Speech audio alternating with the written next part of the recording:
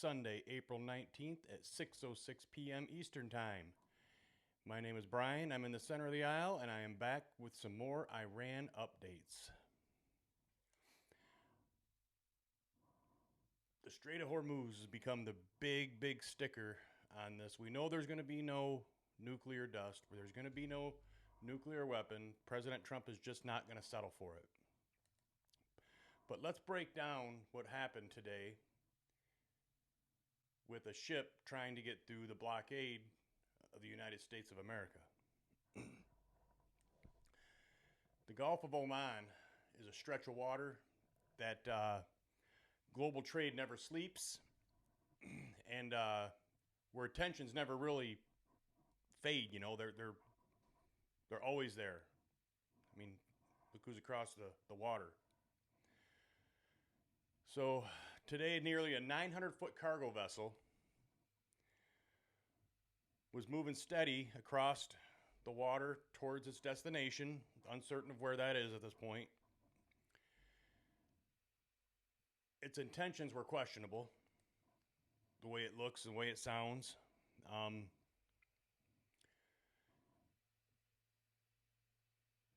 In its path, that didn't know this, but they had already crossed a line. A naval blockade. Waiting on that line, silent, controlled, and ready, was the United States Navy destroyer, the USS Spruance. I mean, we don't mess around. We got a good Navy. So, what happens next is we start issuing warnings. The first was just a voiceover. The radio, then another. Excuse me, I got my coffee to get comfortable for this one because this is a good one. This is a good one, folks. So you might want to stick around to the end of this and make sure you like, subscribe, and comment. It doesn't cost you anything. It would really help, and I'd greatly appreciate it. So there, at first it was just a voice over the radio, then another, and another. Basically, it broke down to about 6 hours of warnings, is what the reports say. Stop, change course, do not proceed. But the Tuska, name of the ship, I'm sure I'm murdering this name. As you can tell in my other videos, I've murdered a lot of names. It didn't turn. It still just tooting on across there, right? Didn't slow down. Kept moving straight toward the line. Then a decision had to be made. There's a moment when tensions are this high where hesitation disappears. Action takes over.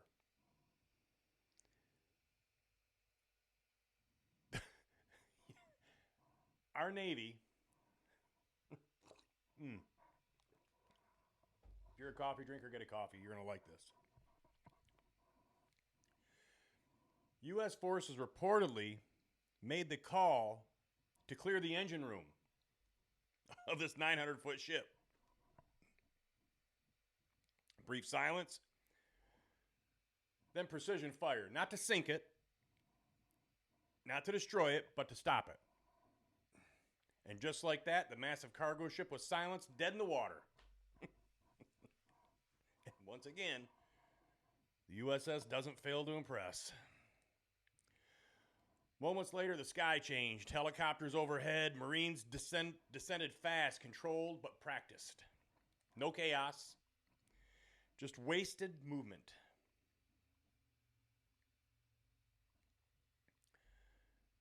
Just execution. In minutes, the vessel was no longer moving forward. It was under control. U.S. control. As we said we would do. This just wasn't about one ship. They're doing this to send a message, right? So this is what Centcom says about this. Open source intel. Centcom on April 19th, U.S. forces in the Arabian Sea enforced the blockade by intercepting an Iranian-flagged MV Tuska heading toward Bandar Abbas at 17 knots. USS Spruance DDG-111 issued repeated warnings over 6 hours. After non-compliance, the crew was ordered to clear the engine room, which was then disabled by 5-inch Mk-45 fire. Serious stuff. Marines from the 31st Marine Expeditionary Unit boarded the vessel. It is now in U.S. custody. Centcom says the action was deliberate and proportional. 25 vessels have been turned back since the blockade began. Let's see if we can get this in here.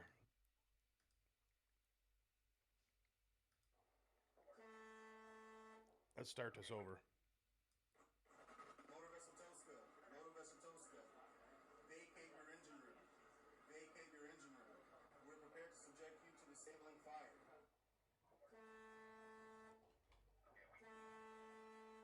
Man, oh man, I would not hate that noise. Or I would hate that noise, I should say.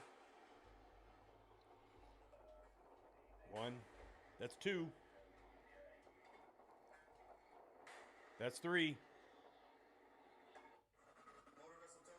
So,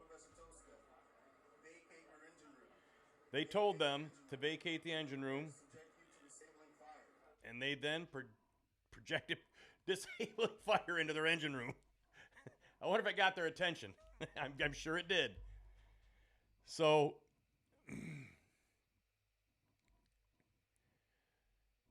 because now the message is clear, you know, the blockade isn't a warning anymore. It's real.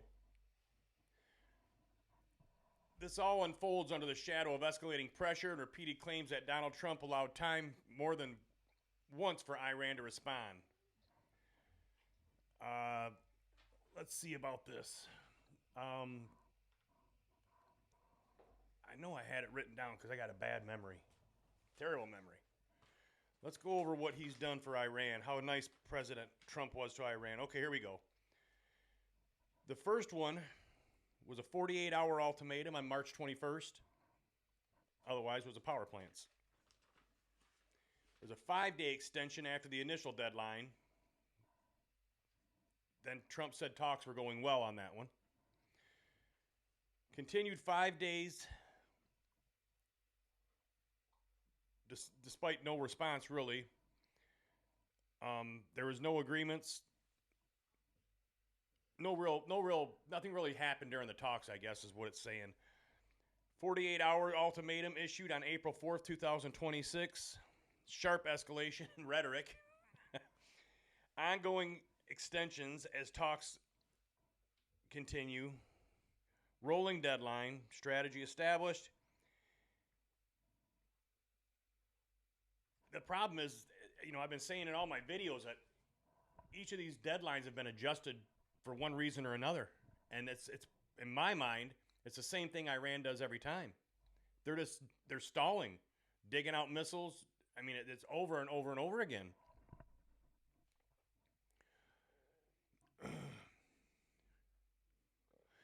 Now, the biggest question is what was on board this ship? As a sanctioned vessel, now in U.S. custody, being inspected piece by piece. Because sometimes stopping a ship is only the beginning of the story.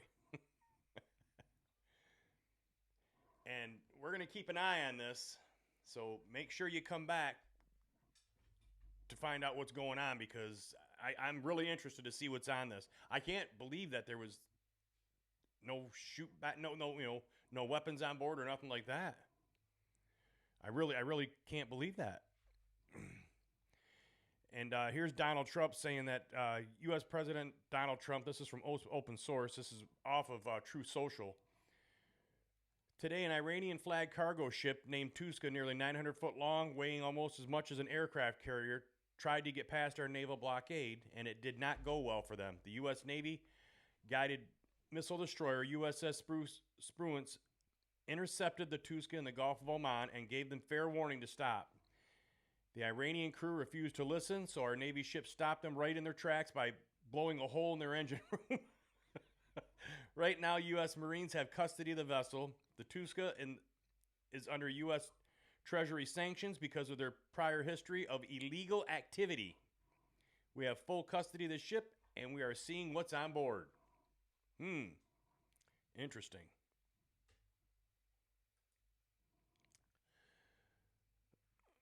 There's a the Meta, MEDA, has turned back, according to Faytuck's network, has turned back and is now holding off the coast of the UAE. Meanwhile, G. Sumner transited the Strait of Hormuz via an approved Iranian route and continues towards the U.S. blockade.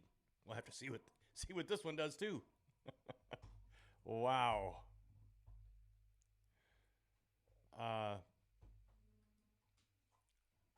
There's another one too. There was some more aircraft. They're saying over Tehran. I read somewhere.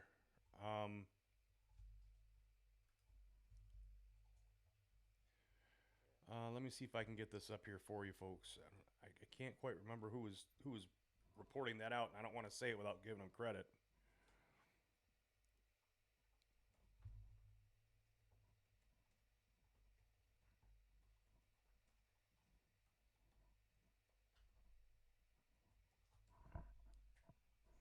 Oh, let's see here. No, I'm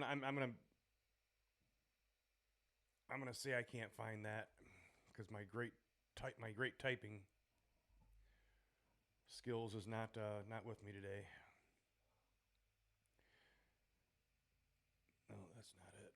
So yeah, I know there was something out there about that, but I apologize to everybody. I can't find that right now. But so we aborted the first one. I guess we know what those the Marines were for, right? Wow. So again, if you could like, comment, subscribe. This video is a little bit different. So let's come back and see. Hopefully, we can find out what's going on and what's inside that ship. And but until then, my name is Brian, in the center of the aisle with all of my friends, independents, Republicans, and Democrats. I like y'all. We can sit and poke fun at both sides of the aisle. So I am out.